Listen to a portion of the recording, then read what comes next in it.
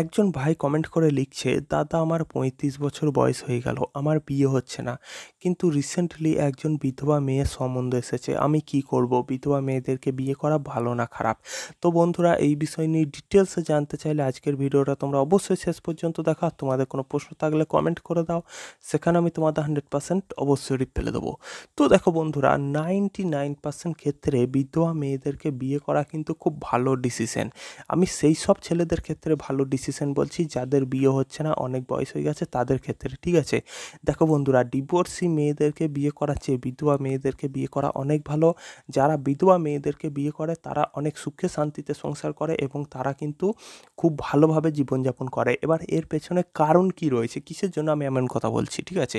দেখো বন্ধুরা, যেসব মেয়েরা বিধবা হয়, ঠিক আছে, যাদের সংসার নষ্ট হয়ে গেছে, যাদের স্বামী মারা গেছে, তারা দ্বিতীয়বার যখন আরেকবার সংসার করার সুযোগ পায় না, দ্বিতীয়বার যখন আরেকবার বিয়ে করার সুযোগ পায়, তখন তারা চেষ্টা করে সবসময় সবারই মন জুগিয়ে চলার চেষ্টা করে, ঠিক আছে? তারা কখনো চায় না যে দ্বিতীয়বার সে যে সংসার করার সুযোগ পেয়েছে সেই সংসারটাও যেন ভেঙে যাক, এমনটা তারা দ্বিতীয়বার কখনো চায় না, ঠিক আছে?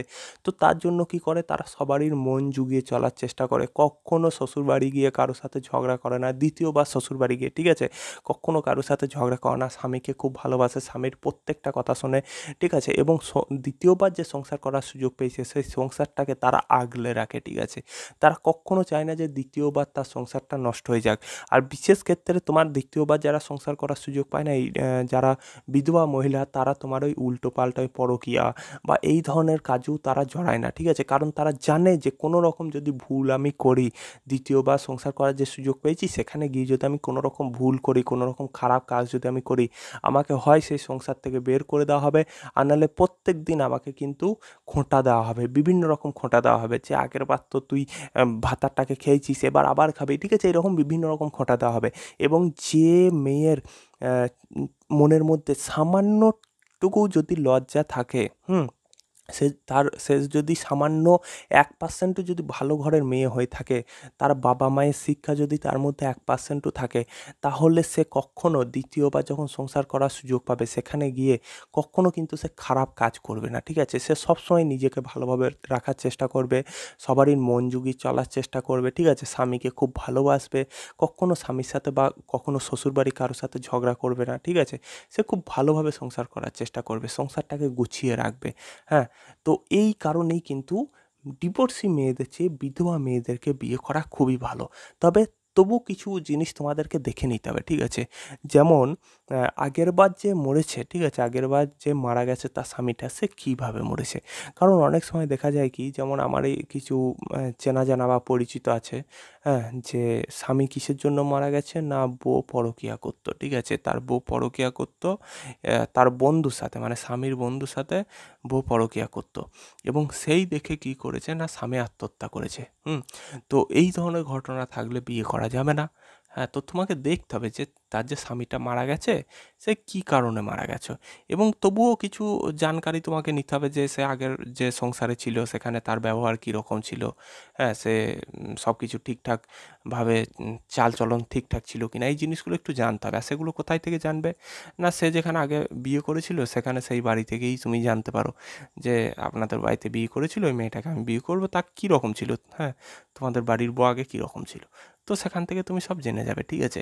যদি দেখো যে না, তারা যে জানতে পারলে যে আগের যে স্বামীটা মরেছে সে তার স্ত্রীর দোষে মরেছে, কারণ তার স্ত্রী খুব খারাপ চরিত্র ছিল, বা তার স্ত্রী তাকে মেরে দিয়েছে, এমনও হয় না অনেক সময় যে স্ত্রীটাই মেরে দিয়েছে তাকে, বা সন্দেহজনক কিছু, তাহলে সেখানে বিয়ে করবে না। হ্যাঁ, কিন্তু বেশিরভাগ ক্ষেত্রে দেখা যায় কি, 99% ক্ষেত্রে বিধবা মেয়েরা তোমার খুব ভালো সংসার করে। হ্যাঁ, এবং তারা কখনো চায় না যে দ্বিতীয়বার সে যে সংসার করার সুযোগ পেয়েছে সেই সংসার করার সুযোগটা নষ্ট হয়ে যাক, ঠিক আছে? বা সেই সংসার থেকে তাকে দূরে সরিয়ে দেওয়া হোক বা বার করে দেওয়া হোক, এই জিনিসটা তারা কখনো চায় না। তাই দ্বিতীয়বার সংসার করার যখন তারা সুযোগ পায়, সে সবসময় সবারই মন জুগিয়ে চলার চেষ্টা করে, স্বামীকে খুব ভালোবাসে, স্বামীর প্রত্যেকটা কথা শোনে, হ্যাঁ, স্বামীর সমস্ত যাতে স্বামী যাতে ভালো থাকে সেই দিকটা সে দেখবে, ঠিক আছে? সংসারটাকে আগলে রাখবে। তো এই হচ্ছে ব্যাপার। এই কারণেই কিন্তু বিধবা মেয়েদেরকে বিয়ে করা উচিত।